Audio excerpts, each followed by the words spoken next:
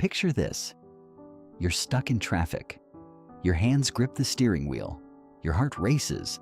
Someone cuts you off and your blood boils. In that moment, you have a choice. You can spend the next hour angry, ruining your entire day, or you can step back and realize something profound. You have no control over that driver, but you have complete control over your response. This is the power of Stoicism, an ancient philosophy that has transformed lives for over 2,000 years.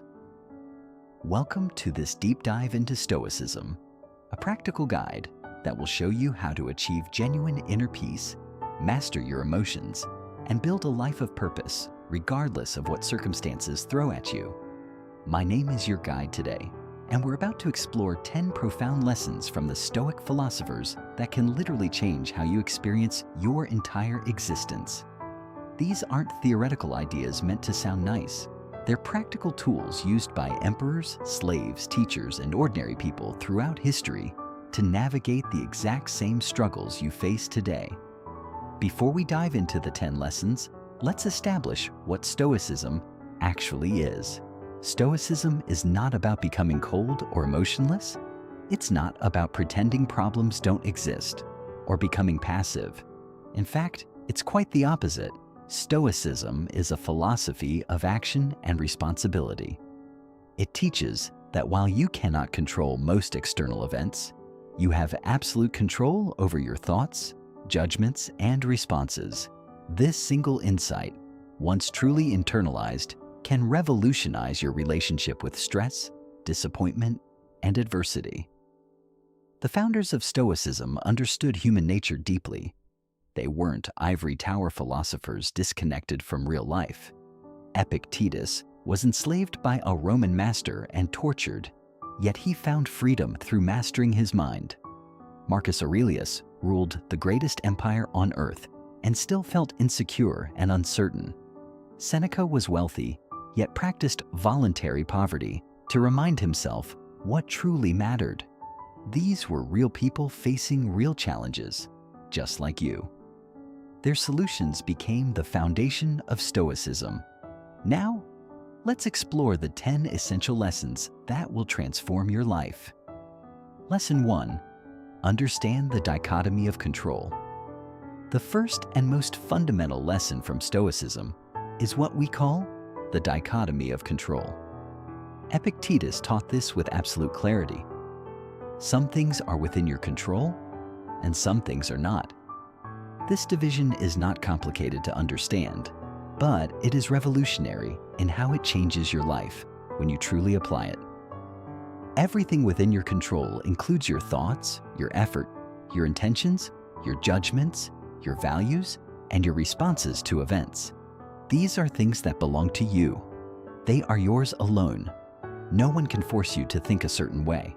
No one can force you to be dishonest or cowardly unless you choose to be. Your character is entirely your domain. Everything outside your control includes other people's opinions, outcomes you're hoping for, the weather, timing, luck, and how events unfold. You cannot control whether someone likes you. You cannot control whether you get the job, though you can control how well you prepare. You cannot control the economy, but you can control your financial choices. This is the key insight. Most of what people spend their time worrying about is outside their control. Here's the practical metaphor that Epictetus used. An archer stands before the target. The archer can control the stance, the aim, the draw of the bow, and the release. The archer can do everything perfectly, but once that arrow leaves the string, its flight is governed by wind, distance, and countless factors beyond the archer's control. The Stoic archers doesn't become attached to hitting the target. Instead, the archer becomes satisfied by knowing they did everything possible with the tools available. Apply this to your own life right now. You want a promotion at work? You cannot control whether your boss promotes you, but you can control how hard you work, how much you learn, how you present yourself, and the value you create. You want a healthy relationship. You cannot control whether another person loves you, but you can control your honesty, your effort, your kindness, and your commitment to growth. You want good health. You cannot control your genetics, but you can control what you eat, how much you exercise, and how you manage stress. Most suffering comes from people focusing their energy on things they cannot control. You cannot control that person's rude comment, but you can control whether you let it hurt you. You cannot control that the project failed, but you can control what you learn from it. You cannot control that someone rejected you, but you can control whether you grow from the experience. When you truly understand the dichotomy of control, you stop wasting mental energy on things beyond your power and start investing that energy what you can actually influence. Lesson 2. Embrace radical acceptance. Marcus Aurelius, the most powerful man in Rome, spent his evenings writing reminders to himself about acceptance.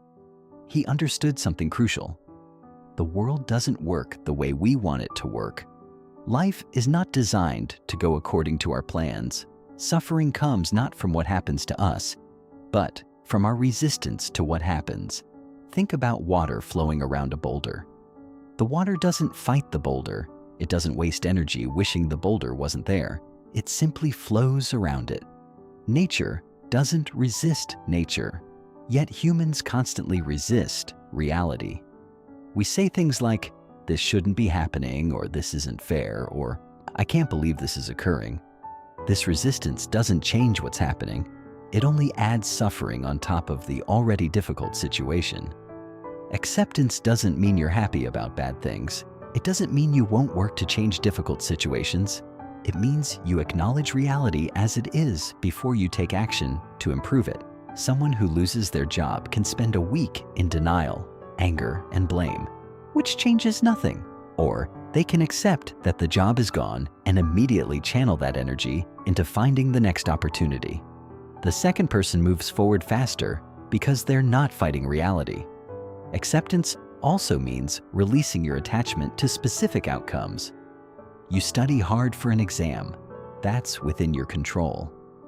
Whether you pass the exam is partially within your control, but also depends on many factors like how the test is designed and what questions appear. You can do your best, but you must accept that you cannot guarantee a specific outcome. This acceptance is freedom because it means you're not dependent on things you can't control to feel good about yourself. Consider someone going through a difficult health situation. They cannot control that they have this condition. Fighting against that reality doesn't make them healthy, but accepting reality allows them to ask, "What can I do about this? What actions can I take? How can I respond with courage and wisdom?" Acceptance transforms you from a victim of circumstances into someone actively responding to life. Lesson 3. Master the present moment. Seneca, one of the greatest Stoic teachers, emphasized something that modern neuroscience now confirms. Your mental peace depends almost entirely on where your attention is directed right now. When your mind is trapped in the past, you suffer from regret, guilt, and shame. When your mind races into the future, you suffer from anxiety, worry, and dread. The only moment where you can actually do anything is right now. Yet most people are barely present for their own lives. They're eating dinner while thinking about work. They're at work thinking about problems at home. They're with loved ones while scrolling through their phone. They're physically present but mentally absent. This constant time travel is exhausting, and it destroys your peace. The Stoic practice here is what we now call mindfulness, though the Stoics would simply call it paying attention. It's the art of pulling your mind back to the present moment again and again, as many times as necessary. You notice your mind has drifted into worry about next week, and you gently bring your attention back to what's in front of you. When you're eating, really taste your food. Notice the flavors, the textures, the experience. When you're with someone, actually listen to what they're saying instead of planning your response. When you're working, focus completely on the task instead of judging yourself or worrying about the outcome. This isn't about achieving some mystical state. It's simply being here instead of being lost in your head. Something remarkable happens when you practice presence. First, tasks become easier because you're not simultaneously judging yourself or worrying about results. Your full mental capacity is available for what you're actually doing.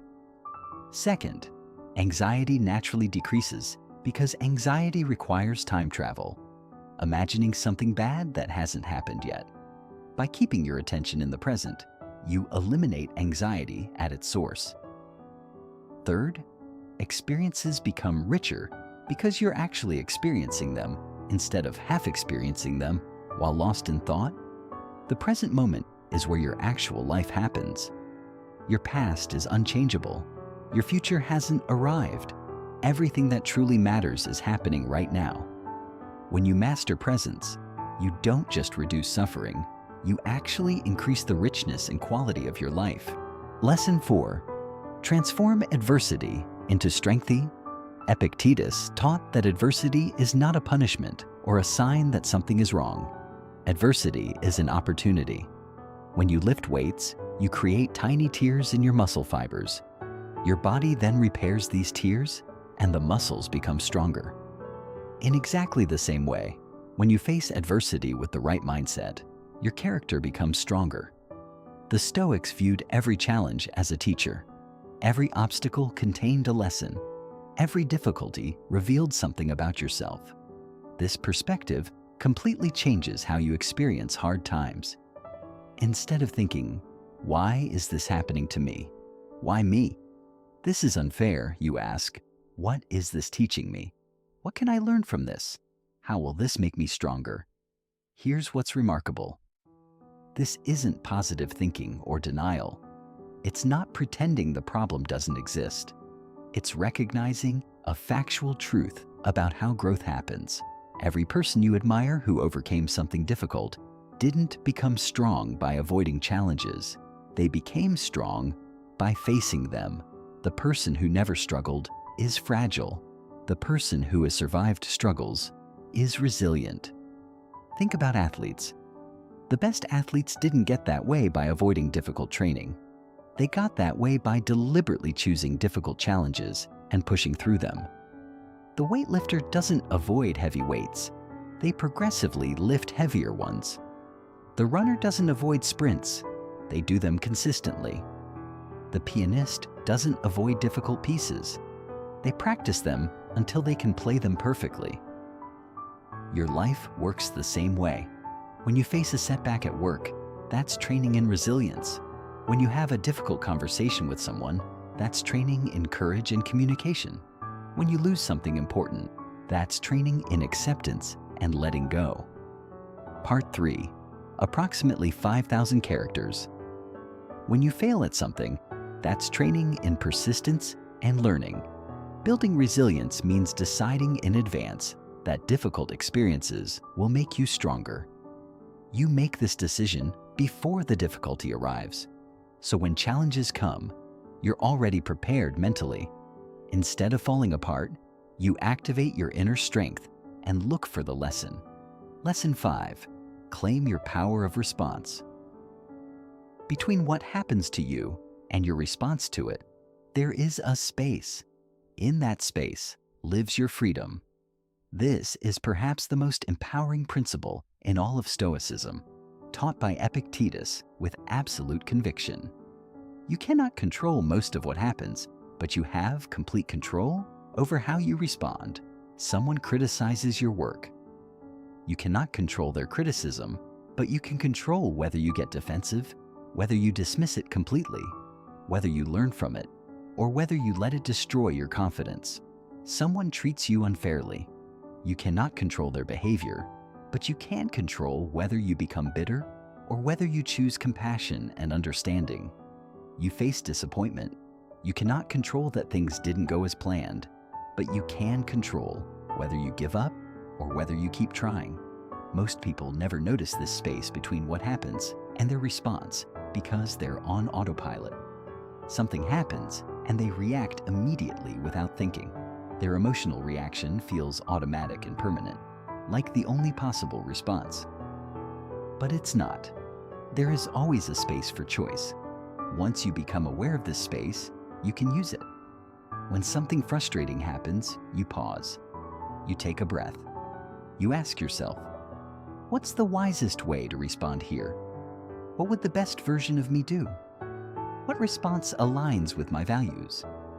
Then, you consciously choose that response instead of automatically reacting. This is where virtue comes in. When facing a difficult situation, ask which virtue applies. Does this call for wisdom, stepping back to see the bigger picture before reacting? Does it call for courage, doing what's right even though it's uncomfortable or risky? Does it call for justice, treating the other person fairly and how they deserve to be treated? Does it call for temperance, restraining yourself from an excessive reaction?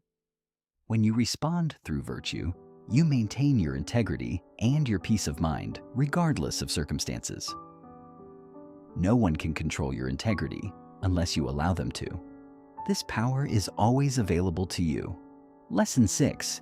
Moderate your desires. Seneca was one of the wealthiest men in Rome, yet he regularly practiced what he called voluntary discomfort. He would eat plain food, wear rough clothes, and sleep on a simple bed, not out of self-punishment, but out of wisdom. He wanted to remind himself that he didn't need wealth to be happy. By practicing contentment with less, he became emotionally free. Here's the trap that excessive desires create. When your happiness depends on having something, you live in fear of losing it. You want expensive possessions, so you're constantly anxious about your job and your money. You want high status, so you're affected by every criticism and every social comparison. You want luxurious experiences, so you're stressed about affording them. Each desire adds weight you must carry. Each desire creates a potential source of suffering. The Stoic teaching on desires isn't that you should never pursue anything. It's that you should recognize what actually creates happiness and what doesn't. Studies show that beyond meeting basic needs, more possessions and higher status don't create more happiness. What does create happiness is meaningful work, genuine relationships, health, and personal growth. So the Stoic approach is to pursue what's genuinely worthwhile: your development, your integrity, meaningful contribution, while being indifferent to whether you have luxury. You work hard because the work matters, not because you believe having more money will finally make you happy. You develop yourself because growth matters, not because you believe success will finally validate you. You build relationships because connection matters, not because you believe being popular will finally complete you. This mindset is tremendously liberating. When your happiness isn't dependent on external things lose their power over you. You can pursue meaningful goals without desperation. You can enjoy nice things when you have them, but you can let them go without losing your peace. You become difficult to upset because nothing external can hold you hostage to despair. Lesson 7. Build your character through virtue. The Stoics believed that virtue, living ethically and according to reason, was the only true good. Not wealth, not health, not reputation, not even happiness. These external things they called preferred indifference. They're nice to have, but they're not essential to a good life. Virtue, however, was everything. Why? Because virtue cannot be taken from you. Your character cannot be stolen. Your integrity cannot be forfeited unless you choose to forfeit it. Your courage is always available to you. Your wisdom is something you build. Your justice and fairness are always possible. Even if everything external falls apart, you still have your character. The 4 cardinal virtues in Stoicism are wisdom, courage, justice, and temperance. Wisdom means seeing reality clearly and understanding what truly matters. Courage means doing what's right even when it's difficult or uncomfortable. Justice means treating others fairly. Temperance means exercising self-control and moderation. When you commit to living virtuously, you create an unshakable foundation for peace. Even if you fail at external things, the business fails, the relationship ends, the goal isn't achieved, you can still succeed at what actually matters, trying your best and staying true to your principles. Lesson 8. Accept that everything changes. Marcus Aurelius spent much of his journal reminding himself that everything is temporary. Everything you love will eventually be lost. Every accomplishment will eventually be forgotten. He wrote these reminders not because he was depressed, but because he understood that accepting impermanence is the gateway to peace. When you internalize that time is limited, something shifts. You stop taking things for granted. You stop waiting for the perfect moment to tell someone you love them. You stop wasting time on petty conflicts. The impermanence of life makes everything precious. Understanding impermanence also helps you handle loss better. It doesn't eliminate grief, but it gives grief context. You can appreciate something deeply while also accepting that one day you'll have to let it go. Lesson 9. Cultivate gratitude. Seneca taught that gratitude is one of the most transformative practices available to you. Real gratitude shifts your perspective from what's missing to what's already present. The Stoic practice of gratitude isn't about denying problems, it's about balance. Yes, life is difficult sometimes, but there is also beauty, growth, connection, and opportunity. Gratitude trains your attention to notice both. The practice is simple. Regularly reflect on what you're grateful for: your health, your loved ones, your ability to learn, the roof over your head, the people who supported you when you needed it. Over time, gratitude becomes a natural way of seeing the world. Lesson 10. Commit to lifelong growth. Epictetus taught that the intentional life is a journey without end. Every day presents new opportunities to learn, improve, and strengthen your character. A growth mindset changes how you see failure. Failure becomes education. Criticism becomes feedback. Mistakes become lessons. Instead of saying, "I'm not good at this," you say, "I'm not good at this yet." Growth also gives life meaning. You're not simply repeating the same patterns every day. You're becoming stronger, wiser, calmer, and more capable over time. The integration, bringing it all together. These lessons work together as a complete philosophy for living. You focus on what you can control. You accept reality. You stay present. You transform adversity into strength. You choose your responses carefully. You moderate your desires. You build virtue. You accept impermanence. You practice gratitude. And you commit to lifelong growth. Each principle reinforces the others. Presence supports gratitude. Gratitude supports resilience. Virtue strengthens your responses. Acceptance reduces suffering. The entire system works together to create inner peace and strength. Conclusion: your path forward. Stoicism has survived for over 2,000 years because it works. The Stoics faced wars, poverty, illness, and uncertainty, yet maintained dignity and peace through their philosophy. You live in a world filled with distraction, comparison, and anxiety. But the core truths remain the same. Peace comes from within. Virtue matters more than external success. You always have control over your thoughts, actions, and responses. Now the invitation is simple. Apply these lessons. Start small. The next time you feel anxious, ask yourself what you can control. The next time you're reactive, pause before responding. The next time you face adversity, look for the lesson instead of only the pain. These principles won't remove every difficulty from your life, but they will help you face difficulty with clarity, courage, and peace. The Stoics didn't promise an easy life. They promised that you could navigate any life with integrity intact and peace of mind preserved. Your journey begins with a single decision: to take responsibility for your own thoughts, your own responses, and your own character. And that decision can begin today.